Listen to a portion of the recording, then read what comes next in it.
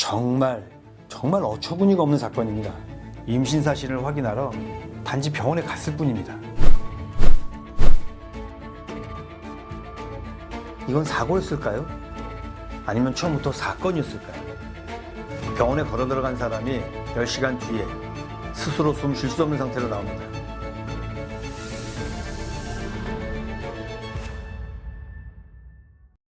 여러분 안녕하세요. 메디파일러 강윤석입니다. 오늘 말씀드릴 이야기는 정말 어처구니가 없는 사건입니다. 2015년 1월 25살 중국인 여자 유학생이 병원에 갔다가 뇌사 상태가 되었습니다. 겉으로 보면 의료사고처럼 보일 수 있습니다. 그런데 조금 안쪽으로 깊숙이 들어가 보면 이 사건은 처음부터 사고가 아니라 사건이었습니다. 오늘 저는 이 사건을 시간 순서대로 하나하나 파헤쳐 보면서 왜 이것이 단순한 의료사고가 아닌지, 그리고 메디파일러로서 어떻게 이런 사건을 바라봐야 하는지 말씀드리겠습니다. 병원에 걸어 들어간 사람이 10시간 뒤에 스스로 숨 쉴 수 없는 상태로 나옵니다. 그런데 더 놀라운 건 이 모든 일이 의료라는 이름 아래서 벌어졌다는 겁니다. 정말 어처구니가 없는 일이죠. 이건 사고였을까요? 아니면 처음부터 사건이었을까요? 2015년 1월 16일 금요일,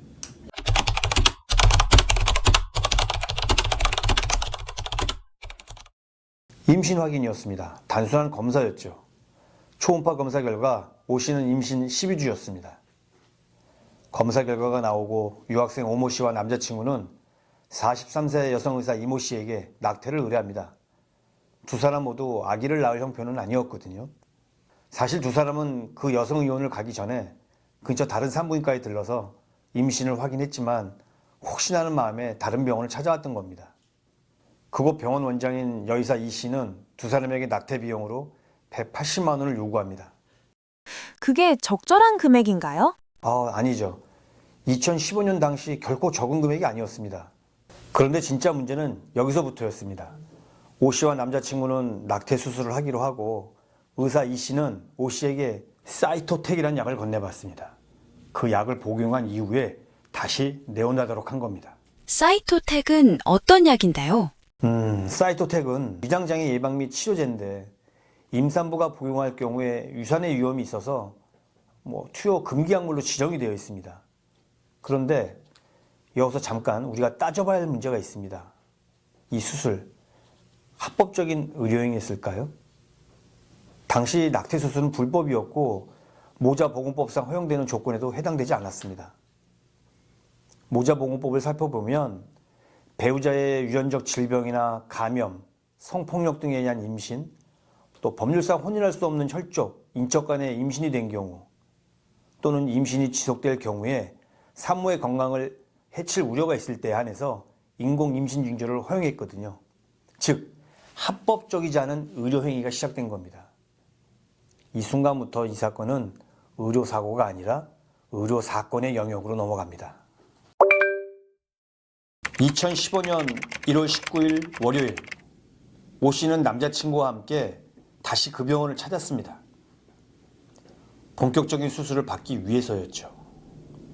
물론 병원에서 건네준 그 사이토텍을 복용한 상태였습니다. 여러분도 그렇게 생각하시죠? 그런데 혈액 검사도, 소변 검사도, 그 어떤 기본 검사도 하지 않았습니다. 그게 가능한 일인가요? 의학적으로 절대 있어서는 안 되는 일입니다. 수술 전 기본 검사는 환자의 건강 상태를 확인하고 또 수술 중 발생하는 위험을 미리 파악하기 위한 필수 과정입니다. 특히 마취가 필요한 수술에서는 더더욱 중요하죠. 그런데 왜 검사를 안 했을까요? 시간을 아끼기 위해서? 비용을 절감하기 위해서? 우리는 정확히 알 수는 없습니다.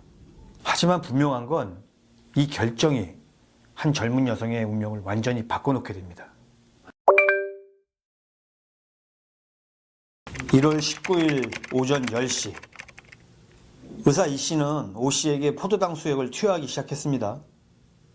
오전 10시, 11시, 정오를 지나 오후 1시, 오후 2시. 수액은 계속 들어갔습니다. 자그마치 9시간입니다. 오전 10시부터 저녁 7시까지. 정말 어처구니가 없는 일이죠.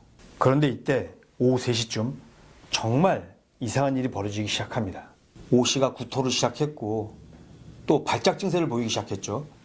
환자의 몸이 분명한 신호를 보내고 있었습니다. 위험합니다. 뭔가 잘못되고 있습니다. 여러분이라면 어떻게 하셨을 것 같으세요? 환자가 구토를 하고 발작을 하는데 정상적인 의사라면 당연히 수술을 멈추고 원인을 파악하고 필요하다면 상급병원, 큰 병원으로 이송을 해야겠죠. 그런데 의사 이 씨는 아무런 조치를 취하지 않았습니다. 원인 검사도 하지 않았고 119에 전화도 하지 않았고 하물며 다른 병원에 연락도 하지 않았습니다. 꼭 이렇게 해야만 했을까요? 믿기 힘들겠지만 수술을 강행한 겁니다. 저녁 7시 환자가 구토를 하고 발작을 했는데도 불구하고 잠시 증상이 멈추자 본격적인 나태 수술에 들어간 겁니다. 저녁 7시부터 저녁 8시 40분까지 자그마치 1시간 40분 동안 그 수술실 안에서는 무슨 일이 일어났을까요? 저녁 8시 40분 드디어 수술이 끝났습니다. 그런데 오 씨는 의식이 없었습니다. 의사 이 씨는 그제야 상황이 심각하다는 걸 깨달았죠. 급히 근처 서울대병원으로 환자를 이송했습니다. 뇌사였습니다. 25살의 젊은 여성이 임신을 확인하러 병원에 갔다가 180만 원을 내고 뇌사 상태가 된 겁니다. 대체 왜 뇌사가 된 건가요? 서울대병원 검진 결과 원인은 저나트륨 혈증에 의한 뇌부종이었습니다. 저나트륨 혈증은 혈액 속 나트륨 농도가 정상보다 낮아진 상태를 말하는데 그런데 왜 오 씨에게 저나트륨 혈증이 생긴 걸까요? 기억하시죠? 오전 10시부터 저녁 7시까지 9시간 동안 포도당 수액을 계속 맞았습니다. 포도당은 우리 몸속에서 물로 분해가 됩니다. 이렇게 많은 양의 수액이 체내로 들어오면 혈액이 희석되면서 나트륨 농도가 급격히 떨어집니다. 그리고 나트륨 농도가 떨어지고 나면 뇌에 과도하게 액체가 축적이 되면서 뇌가 붓기 시작합니다. 이게 바로 뇌부종입니다. 여기서 정말 중요한 질문을 던져야 합니다. 이 환자는 죽을 수밖에 없었던 상태였을까요? 아니면 살릴 수 있는 시간을 놓친 건 아닐까요? 만약 의사 이 씨가 수술 전에 혈액 검사를 했더라면 환자의 전해질 수치를 미리 확인했을 겁니다. 그랬다면 수액 투량을 적절히 조절할 수 있었겠죠.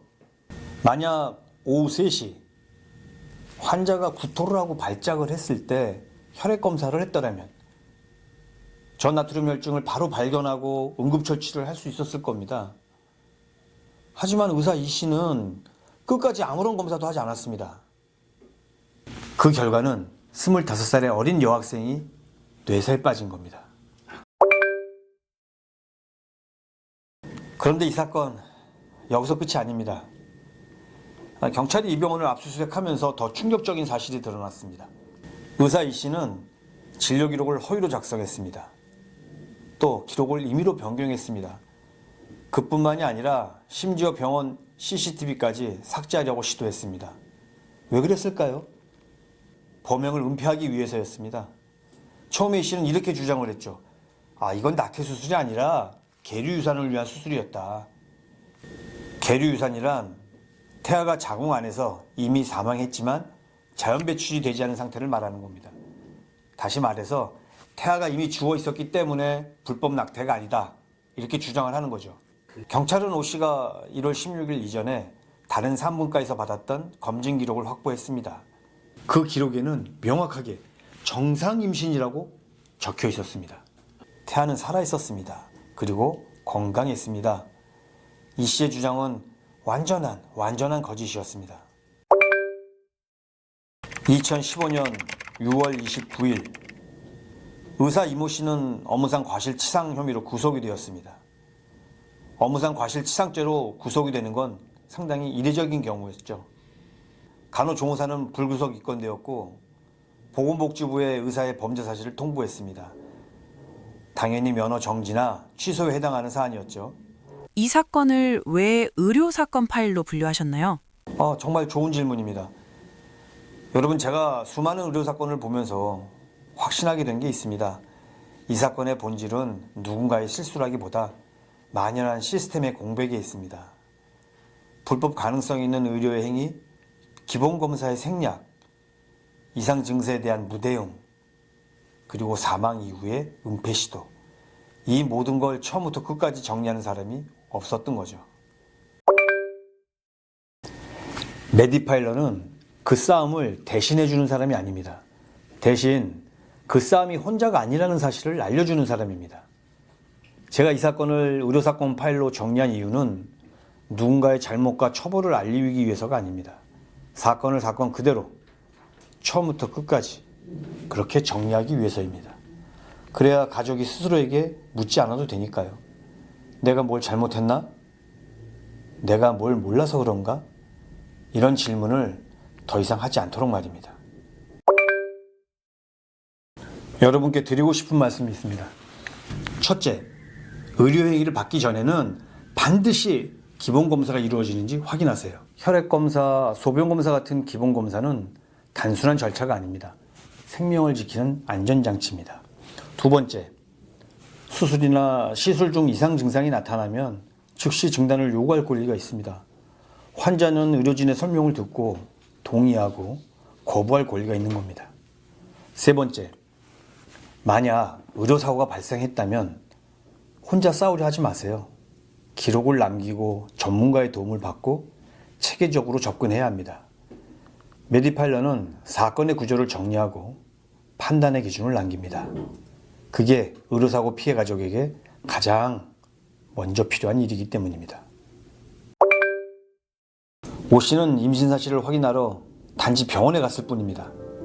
그런데 180만 원을 내고 10시간 동안 수액을 맞고 뇌세 상태가 되었습니다. 결국 오 씨는 장기를 기증하고 떠났고 무남동녀 외동딸을 잃은 엄마와 아빠는 그렇게 딸을 보낸 채 한국을 떠났습니다. 이 사건은 우리 의료계에 큰 경종을 울렸습니다. 단 한 번의 실수도, 단 하나의 생략도 용납될 수 없다는 것을 절대 잊어서는 안 될 사건입니다. 다음 의료사건 파일에서도 그 기준으로 사건을 다시 보겠습니다. 여기는 메디파일러 강윤석의 의료사건 TV입니다.